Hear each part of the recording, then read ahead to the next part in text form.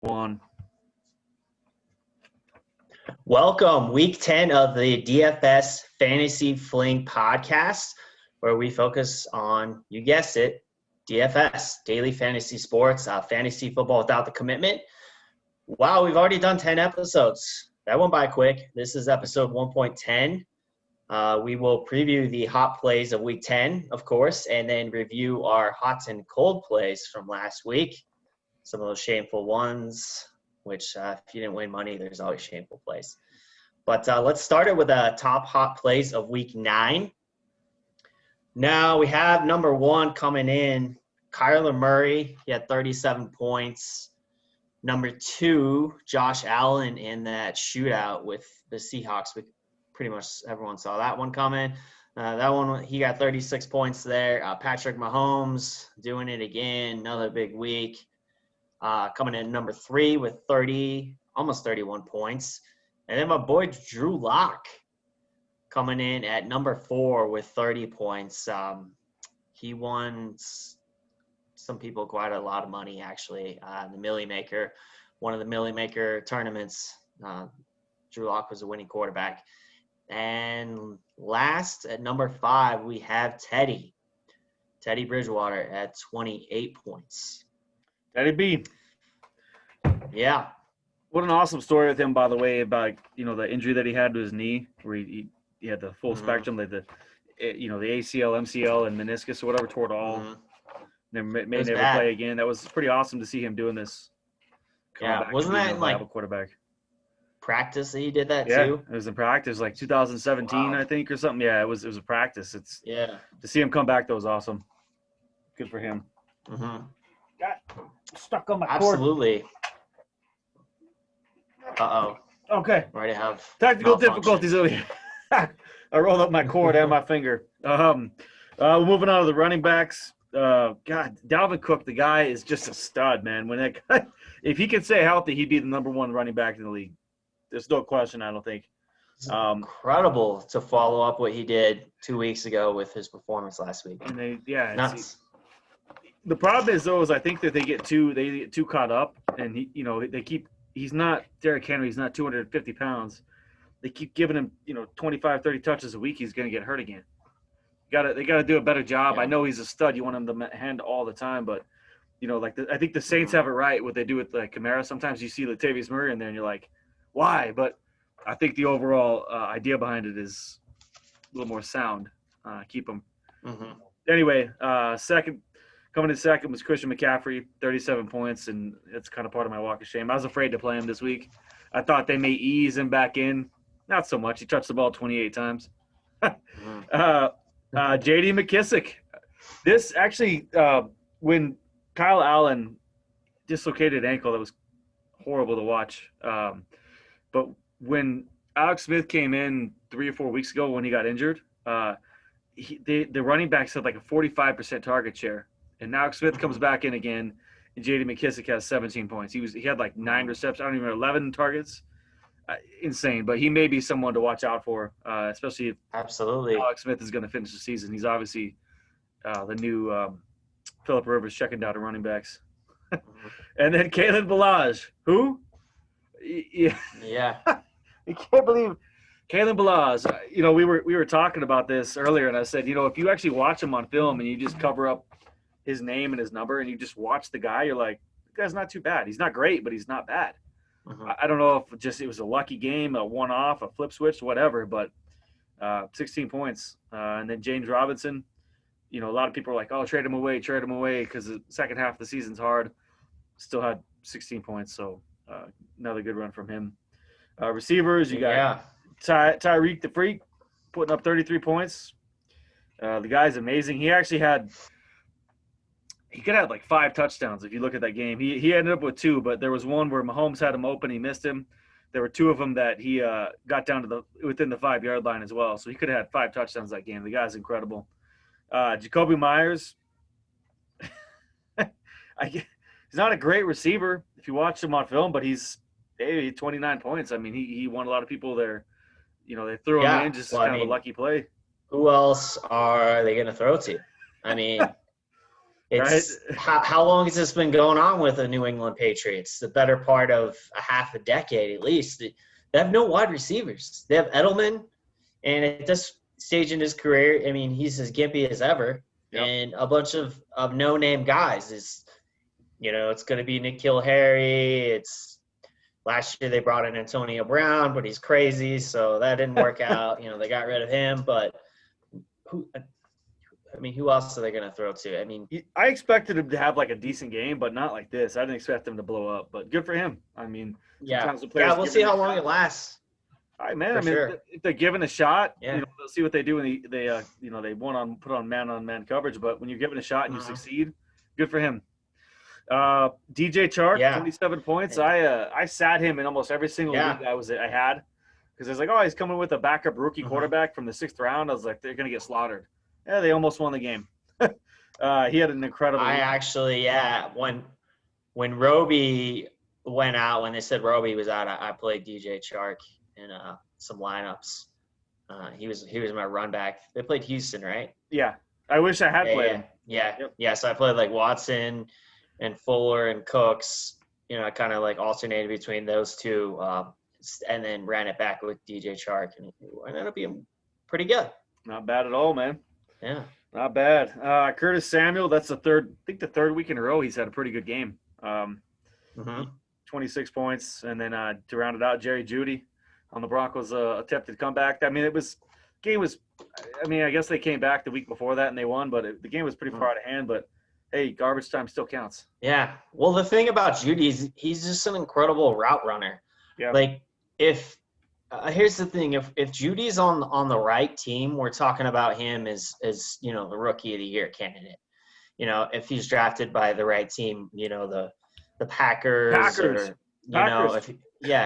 any of these teams with elite quarterbacks and a needed wide receiver, we're talking about a whole different year for Jeudy. But I do think that he's going to break out the rest of the year, and we're about to probably watch his salary skyrocket, assuming that they keep emphasizing targeting him. It is the Broncos, and this is Broncos show. I'm a Broncos fan. Let's be serious, though. They don't always do the smart things. So we'll see how that goes. Yeah, man. Well, Jeudy had a good game. There's no question about his talent. It's like, can he just put it all together? And he definitely did that last game for sure. Looks like tight ends. Oh, the position, the shit show position they call tight end. Kelsey is always, you can almost always count him on top. The guys, with Kittle being gone, Kelsey's, there's no competition at all. 25 points, 26. Yeah, Jimmy this Graham, year more though, especially this year. It's him and nobody else. You're supposed to be like the big four, right? So it's supposed to be Kelsey, Ertz, Andrews, and Kittle. Not in any particular order, but those were supposed to be the big four, and now it's just the big one. I don't think Andrews has topped 50 yards receiving in 4 weeks or something. No, that's bad. And I know you're a Raiders fan, so don't take this the wrong way too much. But Waller, for example, because the tight end position has been so horrible, everyone talks up Waller every week, like he's gonna have a great week, and more times than not, he disappoints. Yeah, he's definitely not following up last year's. Last year was incredible for him. Yeah. He's not following it up. That's just how dire it's been at the tight end position. Yep, very true. Jimmy Graham, the guy's kind of touchdown or bust, which I guess you could say for probably 70% of tight ends. But he ended up getting a touchdown this week, had 17 points, not bad. Evan Ingram, who I've been a supporter of and a fan of. I thought he would have a much better year than he has. He finally got the touchdown. It was a nice catch, 15 points. Irv Smith had it's kind of like a Mike Evans stat line. It was like 2 targets, 2 yards, 2 touchdowns, or something like that. It was like 2 for 2 for 2 or something like that. It was a very very small stat line, but he had 15 points. And then T.J. Hawkinson rounded out with about 15 as well, especially with Galladay being out. He's a viable option for sure. Most definitely, yeah, I have him. It's the second week in the top 5, so I've been happy about that. With Galladay out, he's certainly going to see a little bit more work. Defenses This week we had the Ravens coming in at number 1. The Titans number 2. They pretty much tied for number 1. Both have 14 points. Giants number 3. Bills number 4, which was kind of surprising in a game that's more or less a shootout with Seattle. But regardless, I think Wilson, he didn't have his best game. We threw some interceptions, so had 12 points there. And then we have the Vikings coming in at number 5 with 9 points. They were actually, that was one of the teams that they said, stream the Vikings if Stafford's out. Yeah, well, he wasn't out, and it ended up being a good streamer anyway. So he went out like what? Yeah, the that third rounds quarter out with the concussion? top. It was like he went out in the third quarter with a concussion. Stafford, right? Yeah. So maybe that was where some of the points came from. I don't know. I didn't watch the full game, but anyways, let's get into the hot plays of Week 9. I had a pretty good week overall.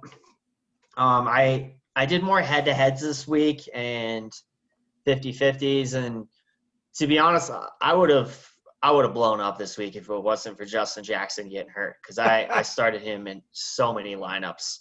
And you'll see like a lot of the guys that I had, the amount of points they scored, it's pretty obvious. Like I should have had a better week than I did, and more or less breaking even this past week.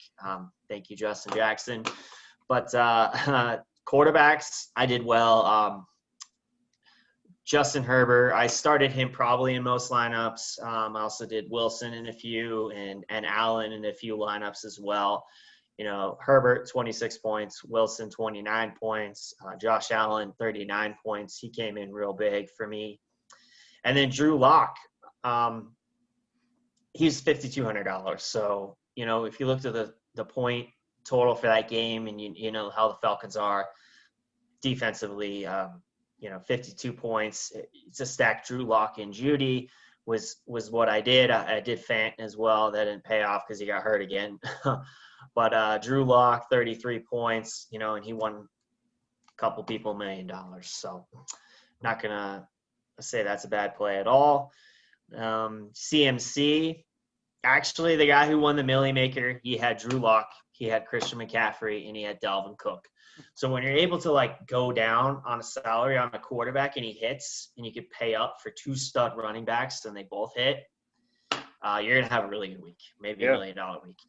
So both of those guys, I will say this though, I didn't have them in enough lineups, enough cash lineups. I did play them in, a couple tournaments and cashed in those tournaments, but, it wasn't the top spot or anywhere near it like I wanted.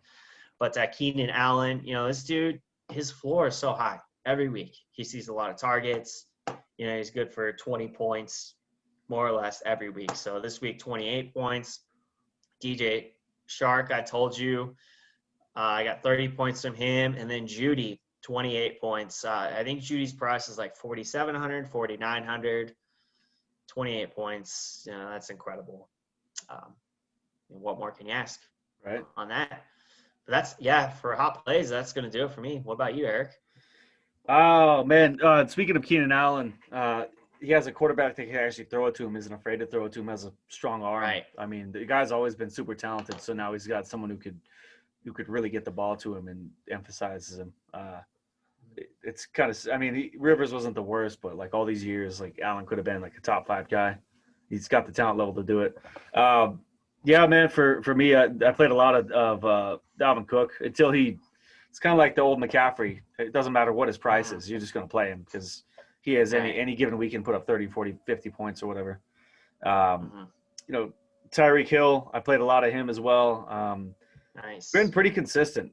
He's only had 2-game stretch in the last 10 games or so where he didn't play that well, but he's been pretty consistent, scoring a lot of points. As I mentioned earlier, he could have 5 touchdowns, was close to it anyway. Yeah. There were some that weren't on the main slate that I did play a lot of, though, because I like to play everything else. I played a decent amount of Devontae Adams and DK Metcalf, if you include the Thursday and the late Sunday games. Yeah. As well as Diggs in that game as well.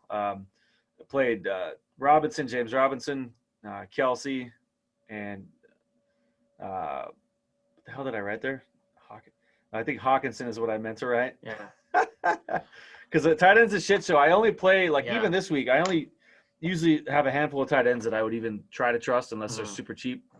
So those are the best ones for me. I think my fails were a lot worse than my successes. I broke even this week, but there was some choices I wish I had made otherwise. Well, it's funny you mentioned DK Metcalf because you know better than anyone. You're in 3 leagues with me. I think I had DK Metcalf in all, actually. I think so. I'm a huge DK Metcalf fan this year, but because of the matchup, he was supposed to be covered by Tre'Davious White, and DK and Lockett kind of, I don't know what it is, but literally they just kind of, for a while, they were just back and forth every week. DK has a good game, Lockett has a good game. It just kind of went back and forth. And with the matchup, with White covering DK out, I was heavy on Lockett this week. And I'll get into my walk of shame. That was part of it because I went in on Lockett and he didn't have a very good week. And it was another Metcalf week, like back-to-back this time. It broke the trend. He didn't have a great game, but he also could have. I mean, he got stopped at the 1 yard line, or it was a catch at the 1 yard line, or something happened. He could have had a lot more points than he did. So people who maybe not as much in DFS, but for the people who have Lockett in their season long, keep him. He was just shy of having a great game, so I wouldn't worry. More on that later, but it looks like we're faced with the same question this week, and we'll get into that a little bit later.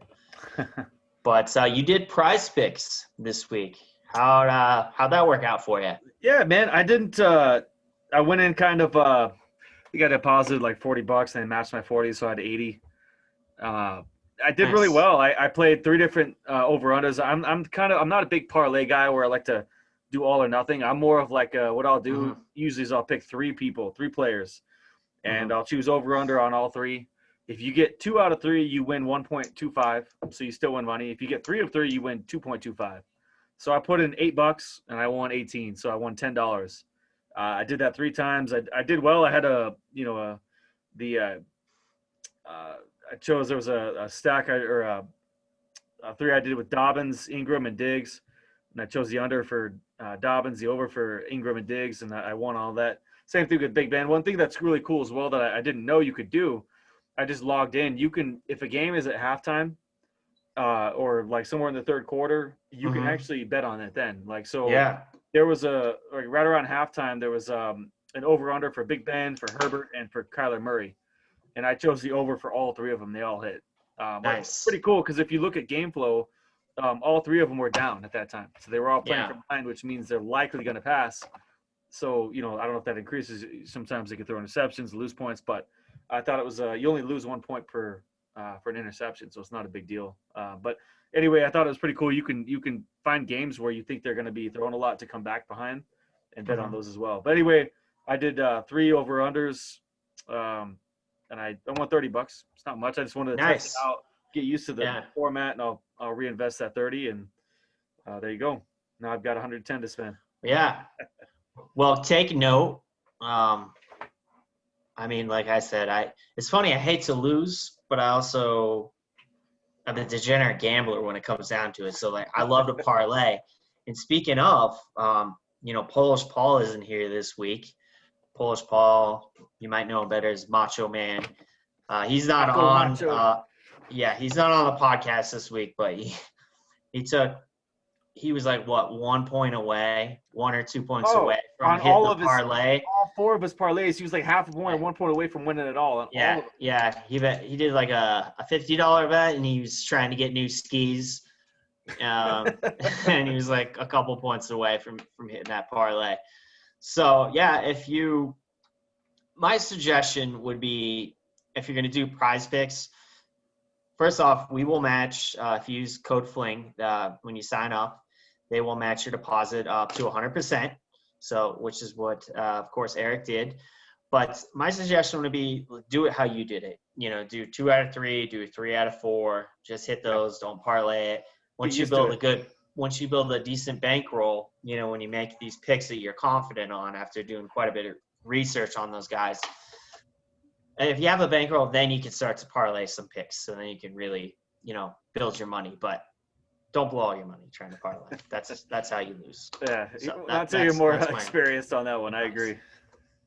Yeah. Hey, yeah. Speaking of Paul, by the way, thank you to Paul. Thank you to Joey.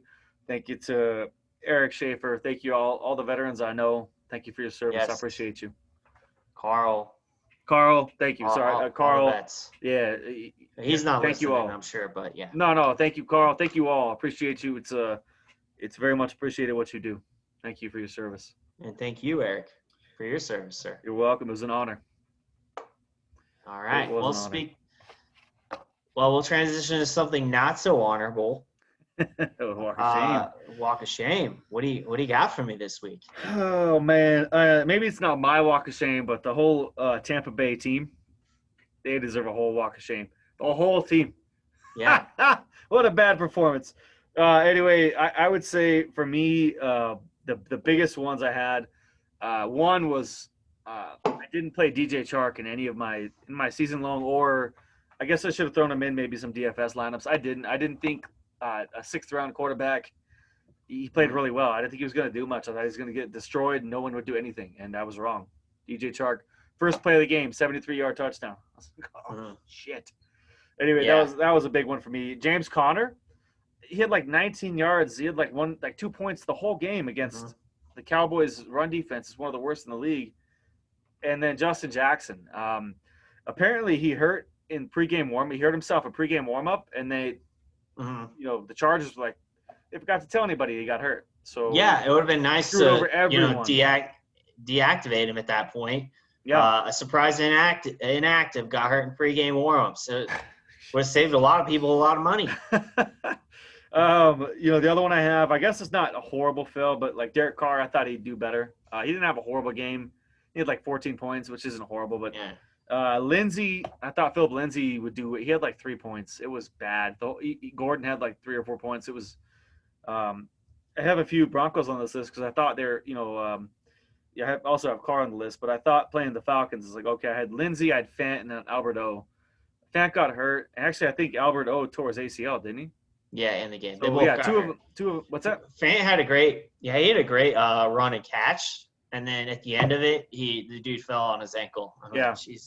So I mean, you can't blame him for injury, but that's still a shame on my part because it didn't do well. And then the Steelers defense, I thought they'd put up like 20 points. It was bad. You paid $5,000 for them. They put up 7 points. Wasn't good. Yeah. I'm actually so I was working. I was bartending and by the way, bullshit to bartend in the morning on football Sundays. Not a fan of it. Didn't you say you had people drinking at like 9 a.m.? Oh, dude, I had this one lady. She's doing like 3-4 shots by like 10 o'clock. Like just getting tanked. Oh my god! Fun day for that old lady. I guess, man, you could be asleep by afternoon. Yeah, but I'm watching the game, right? Anyways, I'm hardly paying attention to customers. I'm like, it's football on. I got money riding on all these games. And I see Fant catch the pass and he runs down the sideline and I'm like, oh, this is a great start. It's going to be a Fant game. It's like 4,900. Crushed. I was looking to crush value. And then at the end of the play gets hurt. And I'm just like, what is it with this dude's ankles this year? They're killing me. He's been hanging out with Arian Foster. Dude, his ankles are crushing my lineups. Plain and simple. He's really good when he plays, though. The guy's very talented. I mean, he's really good. Yeah, if he could just stay healthy, and especially now with Albert O out, the opportunity is there. He just has to stay healthy. Yep. Just plain and simple. Indeed. But is that it for you on those? Yeah, man. Those are my main. I think the biggest one I had was Jackson. Anytime someone puts up a goose egg. Yeah. Mm-hmm. Yep. That's all I have, man. I am with you there. And I'll actually say it's funny you mentioned the Tampa Bay game because first of all, like when they signed Antonio Brown, I was like, this team is cruising right now. They're fine. They're one of the best teams in the league. Like, is this a very smart move? I don't really feel like they can bring another alpha into the locker room. Not only an alpha, but a loose cannon alpha. It just seemed to me like you're just inviting cancer into your locker room. And, I made a joke about that in the group chat. I'm like, well, one half of football and Antonio Brown has already ruined the Buccaneers. I was just joking at the time, but yet, you see today a report that from Bruce Arians that Antonio Brown needs to get less work. And I'm like, that doesn't sound very good. And I don't know how Antonio Brown, everything we've seen from Antonio Brown in the past year and a half, how he's going to take that. I would have said that publicly. Like, that's not something I would have said. Yeah. Nope. So we'll see how that goes. I ended up shutting off the game, and we watched the league. And I've been binging the league ever since Election Day, so about 5 seasons. Like I told you earlier, ever since I've been binging the league every day, I'm pretty sure I'm a worse person today than I was a week and a half ago. Yeah, there's some things we're reminded of when I watch that show. I'm like, oh, dang, they're bad people. Yeah. Not good people. It's a shameful show, shameless to say the least. Speaking of shameful, my running back decisions this past week were quite shameful. Really, that's what kept me from really winning a lot of money, and some of these tournaments that I was in, as well as just cash. I did quite a few head-to-heads, and I actually won most of them. But if I had made some better running back decisions, I probably would have won them all. Edmonds, I really thought Edmonds was in a smash spot, and he got 11 points. The volume was there. He got points just off of volume. He basically did nothing with his points. I think he was like 3-something yards carry, no touchdowns. It just wasn't there for him. Justin Jackson, I mean, what can you do with that? He got 0 points, but he was hurt. So it kind of makes you wonder. It's like, do these coaches is Justin Jackson on the fantasy team of their opponent that week? Why would you not, like, if he gets hurt, why would you not just rule him inactive? Like, what is that about? 0 points. Anyways, DJ Dallas, I mean, I guess he got 11 points. So he was like 5,000, so it wasn't horrible. But I really expected at least one of these like value plays to kind of hit 20 points or more. It didn't happen. And then when you get Justin Jackson, 0 points, I had him in a lot of lineups. It just was horrible. Yeah. And then, as I mentioned, that was more or less, my running back situation. I think I started Philip Lindsay in GPP lineup as well. It didn't go very well. But the 2 overall wide receivers, I pretty much, smashed at that position. But I did make that Lockett over Metcalf mistake in most of my Seattle lineups, and I stacked that game pretty heavily. 8 points from Lockett. At his salary, it's just not good. And then Thielen. The biggest thing, Thielen, and even though Jones ended up getting a touchdown, when I'm watching the early games, you got, if you're stacking the Atlanta-Denver game, you're stacking the Minnesota-Detroit game, and you're watching touchdowns being scored left and right. So you got the right players, right? You got the studs. The matchups were good. The Broncos were down 2 corners. Calvin Ridley was out. Like, Julio Jones was in a huge smash spot. To be honest, he should have scored like 30, 40 points easily.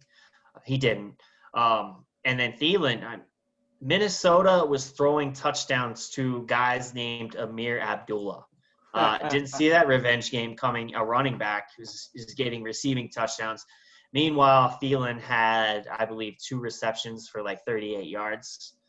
Nobody saw that coming. I mean, it was a great smash spot for Thielen. He was a top 10 wide receiver. It just wasn't enough. So yeah. That's my walk of shame. It was a bad. It's just 2 weeks in a row where they relied 100% on Dalvin Cook, and the passing game's been almost non-existent. Yeah. They do play the Bears, though, who do have a good run defense, so we'll see how that goes. That's not on the main slate, obviously. It's on Monday Night Game, but just in general, it might not go quite as smooth. But Dalvin Cook's a beast, so who knows? We'll see. It'd be in the main slate. Speaking of that main slate, we do have a deal for you with DFS Army. One of their guys actually has hit the Millie Maker twice. Not once, but twice. 2 times. So you can say, fantasy football is luck. It's all luck, and these guys they just got lucky with some crazy lineup. But when you have a dude who's won twice $1 million twice in a tournament that large, it's clearly a method to their madness. They do a lot of the showdowns, the Monday night showdowns. Highly recommend checking those guys out. DFSArmy.com. If you use code FANTASYFLING, they will match your deposits. I'm sorry, they will not match your deposit. You would get 20% off a VIP membership. I mean, it's $40 a month. It's so worth it. You can make life-changing money. You're really missing out. If you're going to play DFS and you're going to put money into it, you should definitely get a subscription. DFS Army, turning average Joes into DFS pros. They are the professionals. If there's any subscription that you would get, I would highly recommend getting one from them. Believe me, I've signed up with a lot of different websites, and no other website that I've signed up with will actually show you people who are winning consistent big money like they do. And for me, that was all I needed to see. So anyways, moving on, we have week 10 to look at. Week 10 hot plays. We like to wide net it. As I've mentioned before, it's Wednesday. We're wide netting it Wednesday. We're looking at the main slate, the highest projected games according to Vegas. And, we're giving you guys that we like, but it's Wednesday. We're not really dialing this thing down till the weekend. So as far as that, I would highly suggest taking what we say with a grain of salt, but also going over to DS Army and getting a subscription, checking them out. Anyways, let's start at week 10 hot plays. The Vegas lines for that main slate. Number 1, we have Buffalo and Arizona. Buffalo back-to-back weeks. They're getting NFC opponents, and they're in a shootout. So last week it was Seattle. This week it's Arizona, 56 points. We have Seattle once again. I mean, come on. They have Russell Wilson. They have Lockett. They have Metcalf. And they do not play defense. So it's going to be a high-scoring affair, 55.5. You could say the same thing about Houston. They have Watson. They have Cooks. They have Fuller. They do not play defense. 54 points for Cleveland. Green Bay and Jacksonville, 52 points. And Denver, wow. Second or third week in a row is one of the more projected high-scoring games on the slate. They're playing Las Vegas this week in Las Vegas. Full disclosure, Eric's a Raiders fan. I'm a Broncos fan. You can't tell by the 1, 2, 3 things in the background. Yeah, if you're watching this on YouTube, he's also, my cousin, and, I consider him my brother because we grew up like brothers. This is the only thing we disagree on. Pretty much everything else in life, we see eye to eye, except these teams, because we are from Colorado. I don't know why Eric's not a Broncos fan. It's fine. You can blame Tecmo Super Bowl. I played that game religiously, and I love the colors of the Raiders, the black and the silver and all this. And I played them all the time. I love Bo Jackson. I learned the colors. I learned the players. I learned everything about them, and I started watching them on TV. It's like, I remember, I know all these players, and so it just kind of grew from there. Kind of a sad excuse, but that's what happened. That's what happened. Absolutely. It's probably Bo Jackson, too. Oh, yeah. I love Bo Jackson. He's the best guy in the whole game. Yeah. Didn't they have Marcus Allen, too? They had Marcus Allen, Bo Jackson, Mervin Fernandez. They had Dre Shady as the quarterback. Way unfair. Yeah. Howie Long was in his prime at that way time. Unfair. It was a good team at that time. Pretty decent team anyway. Yeah. Well, anyways, what I was getting at was we had talked about when the Raiders moved to Vegas that we're going to have an annual trip to Vegas for the Broncos Raiders game. We're gonna drink, we're gonna gamble, we're going to, go in a sports book, bet on all the games, and then we're going to go to the game. But COVID had other plans, basically for everything else in 2020. So that'll be something that we'll start doing in 2021, of course. I hope. But anyways, Eric. Yeah, man. You want to start this out? Yeah. Greg, is this your cousin? Good, you're fine. All right, so I have a lot of times, there's a lot of quarterbacks that I like, a lot of, every position that I like, but I try to narrow it down to about 4 or 5 from each position. Otherwise, I'll just keep talking forever about all these players. And so usually I'll try to choose a couple cheap ones, a couple expensive ones, a couple guys I really like in this card. I hate to say it, and it pains me to say it, but Jared Goff. I mean, they're playing against the Seahawks, and their pass D is awful. I don't like Goff as a quarterback, but it's a good play. It's a good play. Wilson always puts up points. Although the Rams technically might have the best defense overall as far as like fantasy wise, as far as like what they're allowing, but it's Russell Wilson. He's going to put up points. So I like Goff this week. He's kind of a cheaper play, 6,500. And the other one I like is again, there's no bias. I'm a Raiders fan, but I like Drew Lock. I think this week the Raiders, they're going to put up points, I think. And the Raiders don't have a very good defense, which is why a lot of times they're in high-scoring games because the defense isn't great. So I like Drew Lock, and he's only 5,500. He's cheap. Even if they fall behind and it's garbage time, it doesn't matter. Yeah. The million, you make him win $1 million. Who gives a shit if it's garbage time or not? It's a million's a million. So, or it may not be. Just maybe it's competitive. One man's trash is another man's treasure. Absolutely, man. And then in that scenario, the other 2 I like are more expensive ones, and they're in the top game of the week. The Bills against the Cardinals. I like Kyler Murray and I like Josh Allen both, respectively 8,000 and 7,500. Yeah.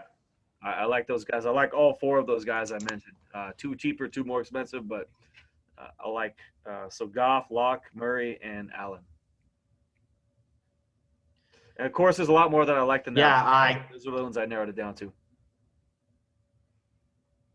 I could not agree with you more on that. In fact, I'm just looking up Kyle Murray's stats right now.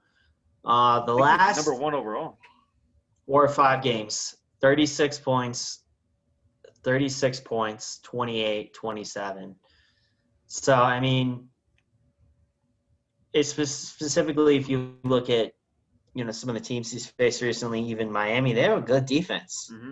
And he still put almost 37 points on them. And they have one of the most underrated defenses. So, yeah, I'm all in on Kyler Murray. I mean, when you look at the game total, with it being the highest scoring game on the slate, Arizona, of course, being favored. It's not really complicated. You play Kyler Murray in cash 100%. I will play Goff in some GPP. I might even play him a little bit in some cash, as I'm trying to get leverage off of some of these other players, and I'm just looking to, to spend down a little bit at quarterback. But, yeah, I'm with you on that. Kyler Murray, Goff, that's a very good play too. And then Herbert. I mean, every week this guy has, he's good. He's killing. Really good. And his price hasn't really come up enough yet, in my opinion. So, yeah, him, and then also either if you go Carr or Lock, 55. I was actually surprised that the Carr was 5,400 and Lock was 5,500. But I'm not trying to overcomplicate it at quarterback this week. I'm pretty much going Murray, Goff, and I might have a couple lineups of like Carr, Lock, but specifically in GPP. Yeah, absolutely, man. But let's move on to running backs. Yeah, for me, the I don't know that people call it the chalk. Chris McCaffrey's all been ruled out already. Mike Davis is 4,000. Right. 4K. How can you not play him? DraftKings dropped the ball on that. Dude, he's gonna be super chalk. You have to play him in cash because there's only 4,000, and 4K. If you don't play him, you're gonna lose. Yeah, because when he hits at 4,000, he's 8. I mean, come on now. Another one I have, which Duke Johnson. The thing that we have to say too, Mm-hmm. No, go ahead. No, it's fine. The thing we have to differentiate too is chalk is fine to play in cash because you're just trying, specifically if you're doing 50-50, you're just trying to beat the field. So it's fine to play a guy who's chalk in cash. Yep. When you're in GPP, like you need guys who are lower ownership. So yeah. Very good point. Go ahead. But yeah, Duke Johnson's 5K. It looks like David Johnson. It's up in the air, so he may or may not miss. So just keep an eye on it. If David Johnson doesn't play, Duke Johnson's only 5K against the Browns. It's a good matchup for him. Another one, James Robinson, is only 6,600 again. I definitely play him if you get the opportunity. And then I have that can't be right. Is Aaron Jones only 7,100? Oh, is he really? Yeah. Okay. That's what I got. I have Jones 7,100. I have Aaron Jones on there. The guy's just because a guy misses one game from injury, I think people sometimes players will go on a bye week or they'll miss a game or two because of injury, and then people all of a sudden just forget, except for maybe McCaffrey, but forget how good they are. Jones at 7,100. I love it. I'll take that all day against Jacksonville. Horrible rush D. Yeah, absolutely. I'm with you on that. I do love Jones this week. It's a big point spread too. I think it's like 13 points or something like that. So the game script would favor Jones this week at 7,100. You have no Dalvin Cook. I don't know. Kamara, you could go Kamara. I'm just not wanting to pay up for him this week. Not at his price. So I'm going Aaron Jones. He's probably going to be my most expensive running back this week. These guys are stud. That said, yeah, we're also going to start a new segment on the show. We're going to call it our dive place. So it's like you go into a dive bar, you get a shot of whiskey and a PBR for like $5. The bargain bin. Basically, 5K or under is kind of what we're looking. So Mike Davis, as Eric already mentioned, $4,000. DraftKings, they screwed that up. I do not think, obviously, they thought that CMC was going to be out when they set these prices. So all in on him. Eric, you mentioned it earlier. Alex Smith, and we used to joke about this. Like, in fact, we have a Chiefs fan in our league, and we used to give him mad shit because it was fun before they had Patrick Mahomes to just rip on Chiefs fans because they never won shit. They're the regular season champs. They beat the Broncos. That's their regular season win. So we used to call Alex Smith Captain Checkdown, short of the sticks. If it's 3rd and 10, he's throwing a 6-yard route, a 7-yard route. That's just who he is. So J.D. McKissick, the fact that he got 14 targets when Alex Smith came in, not surprised. That's what he does. You get that dude at 4,900, especially if Gibson's out. Even if he's not out, I'd still probably roll with him. Versus the Lions D, they're 32nd against the run. So I would like that play. Miles Sanders is practicing this week. I do like him if he plays at 6,400. I do think James Conner could have a good bounce back week against the Bengals. I mean, he was very disappointing. He definitely crashed some of my lineups last week. I didn't even mention him just because the running back list was so long.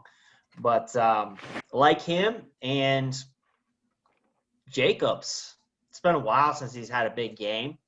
I could see him getting in the end zone this week against Denver once or twice. So I'm a fan. Good player. I like Jacobs this week. I like him. It's a divisional game. They're always in for usually a pretty good game. It doesn't even matter a lot of times. Like a team could be. I mean, look at like 2-3 weeks ago, the Raiders beat the Chiefs in Arrowhead. Divisional games can just throw you off. They can just anything can happen. I think that was his last good game, right? He had 2 touchdowns. Mm-hmm. Yep. You're right. We're moving on to receiver then. Yeah, wide receiver. Well, I'm going to keep going back to the well until it burns me, but Devontae Adams, I think he's the most expensive player in all of DraftKings. He's 9,000. Yeah, he is. But if you look at what he's done in every single game he's played, he had one game where he got hurt, like in the first quarter. and he had like 8 points. Uh-huh. But every single game he's played, the guy puts up like 30+ points almost every single time he plays. The, the Packers don't have a lot of good receivers. They have MVS. They have uh, ESB. You can maybe say Brown. They have maybe Lazard coming back will help, but they don't have a lot of good receivers. I'm going back to Adams again, 9,000. He's expensive, I know, but God, the guy's incredible. He's a stud. Another one I'm coming back to again as well is Diggs. He's been pretty damn consistent the whole year. He hasn't had any games of like, massive point totals, but in cash games, he's been very, very, very consistent. So Diggs is 7,500 coming back to him. If you go back to the game I mentioned earlier about Goff, if you want to stack him with either Kupp or Woods, they're both about the same price, and they both are. I like that game. I like the Seattle, especially the pass D. They cannot stop anybody. So stack Goff with Kupp or Woods. Deontay Johnson is only 5,200. He almost makes that would you call it the bargain bin or the new the dive. The dive bar. That's right. Yeah, the dive. Deontay Johnson's 52. The dive play. Yeah.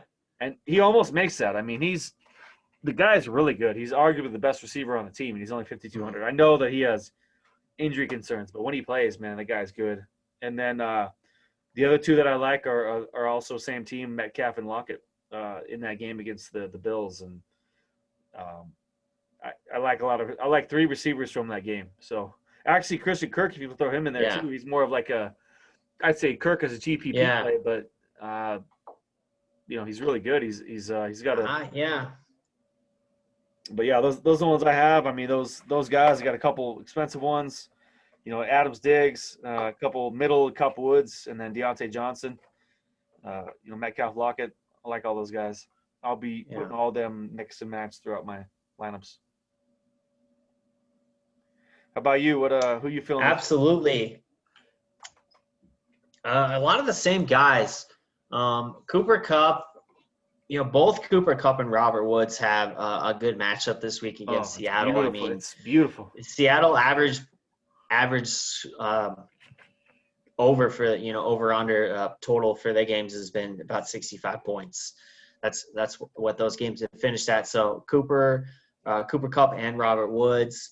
As far as Buffalo, I do like John Brown better this week as opposed to Diggs, because you got Diggs going potentially up against Adrian Peterson. And, we saw what he did slowing down Metcalf, a couple weeks ago. So I do like John Brown as a better play this week, and, especially really in all formats. As far as some of those other shootouts, we got Houston. I do like both Fuller and Cooks, as specifically at their price ranges. I mean, Cooks has been money at 5,600, and his price doesn't really go up, and he's produced. Yeah, it's the same. Fuller at 6,700. We talked about it earlier. Keenan Allen, with him, his floor is so high every week. And with Herbert coming in, he's been really good. I do like Michael Thomas this week. If I'm paying up for a wide receiver, probably going to be him at 7,400. I'm not really sure where it sits today, if I'm going to pay up that high, but if I do pay up for a wide receiver, it's going to be him. Now with Tua coming back, and he actually, if we're talking about quarterbacks, he's just right above the dive play. Right. He's in at 5,600 versus the Chargers D. Their defense has not been very good. They're banged up. They just haven't played that well recently. With Preston Williams out, I do like Parker. And then also Jakeem Grant. If you're looking to stack that game, I mean, that dude's $3,000. All it takes is another punt return or kick return or something, man. The guy's explosive. Yeah. 5'7", 165 pounds. Yeah. Yeah. It's crazy. And when you talk about that Seattle LA game, I mean, if you're doing a Goff Woods Kupp stack, I'm definitely bringing that back with Lockett. Again, when we look at the matchups, Ramsey is supposed to be on Metcalf. Does that mean that Metcalf's not going to eat? No. In fact, they'll probably, have a few lineups with him in there. But the majority of my Seattle wide receiver lineup is definitely going to be Lockett. He just has a better matchup, and he's cheaper. So that's the guy you got to go with. I do like some Scary Terry this week. And Judy, we talked about it earlier. He's starting to come into his own. Be on him while you can at his price. I do like Tim Patrick, too, if Noah Fant can't go. Locke likes his big target. So, even if Fant does play, I could see Patrick's – he definitely exceeded value last week. He got some catches and a touchdown. So I try to remember a stat on the Locke. I try to remember what it was, but there was a stat on, and I'm paraphrasing, so I'm going to mess it up a little bit, but Locke's a game where he threw the least amount of like long plays was like 15% of his throws were like the least amount of plays he's had in a game is like where he threw like 20 yards plus was 15%. There's been a few quarterbacks in the league who have had a maximum of 15%. So like their greatest game was Locke's like minimal game about like how deep he throws. Just as a to give a context of how much he likes to go deep. Like I don't know. There's like I'm trying to compare him to someone in the past, but the guy likes to go deep, man. He likes those long balls. That's what he does. Yeah. He's a gunslinger, bro. Yeah, man. It's the thing we talked about earlier before in text. Like you got to let him do his thing. If you try to turn him into like this check down Charlie type of quarterback, you're just going to limit what he does. Like you got to let him do what he's best at, right? Play to his strength. And the Raiders, they're a perfect team for that. Like they give up a lot of big plays, so this could be a really high scoring game. Yeah, I mean it's already projected for 51.5 over under. So yeah, one of the higher ones. Yeah. Yeah, man. Absolutely. Well, staff. Well, let's do tight ends. Let's do it, man. I don't trust a lot of tight ends. I never do. Kelsey's on a bye this week. He's the only one I technically really trust. A couple guys I mean, Gronk, everyone on the whole Tampa Bay team had a bad game. He actually dropped a touchdown. He should have caught that ball. But Gronk is one that I like this week. Are they on the main slate? I think they are.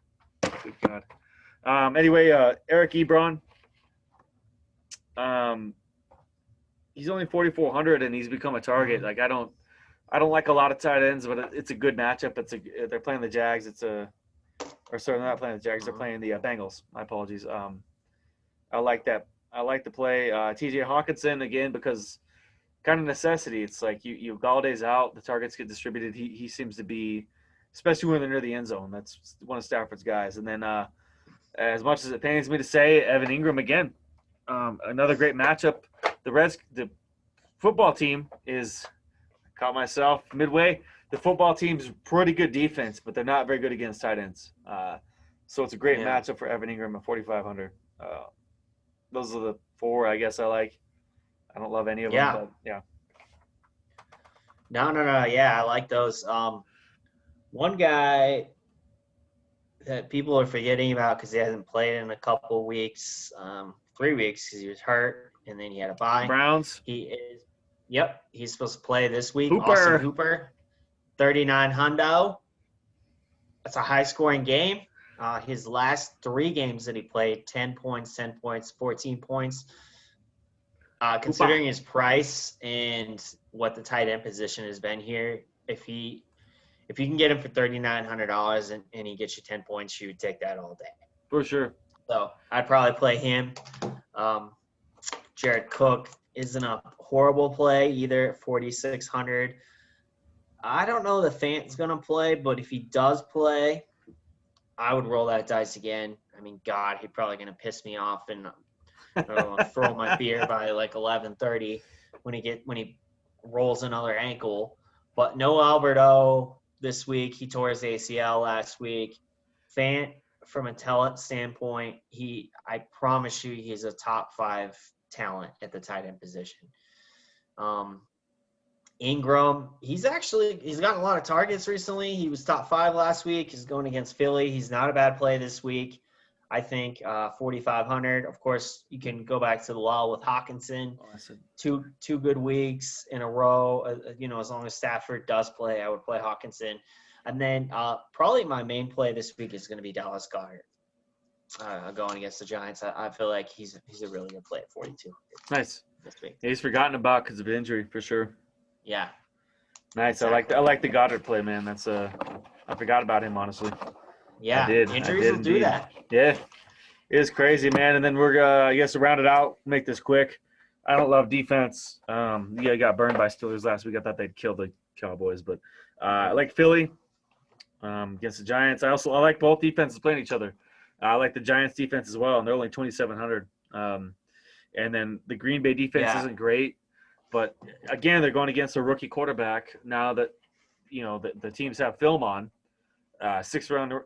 Sixth rounder. Brady was a sixth rounder, right? But is he Brady? Don't know. But I like Green Bay going against Jacksonville. They have film on that rookie QB now. Looks like he's starting again. Yeah. 3,700. I guess. One. Yeah, I like Green Bay against that rookie QB, man. I think they're probably gonna do something to put some pressure on him, make him make some mistakes. Yeah. That's a little about more higher priced, but not horrible. One I will give. I got a couple. So the Dolphins, just because they've been so underrated this year, and Herbert has thrown, even though he's been really good, he has thrown some interceptions. So 2,800, that's not a horrible play. The other one I would give you is Arizona versus Buffalo. Josh Allen was sacked 7 times last week. I know it's expected to be a very high-scoring game on the slate, but $2,600 gives up a couple turnovers and gets sacked. Even if it's a high-scoring game, it could pay off. Sure, absolutely, man. So that's gonna do it. Well, that's it for week 10. I still can't believe we've already done 10 of these weeks, 10 of these episodes. But we're like 4 weeks away from the fantasy football playoffs. And then, of course, we still in this thing for DFS all the way to the end. So gotta hit that milli maker. For sure. Gotta try anyway. But yeah, that's it. Good luck this week. Again, you can find us on Twitter at Fantasy Fling. We also, are on YouTube. Even if you don't watch on YouTube and you listen on Apple or Spotify or Stitcher, if you could go on YouTube and subscribe, leave us a review, like whatever, we highly appreciate it. And thank you all for listening. We'll see you next week. Thank you all, veterans. Take care.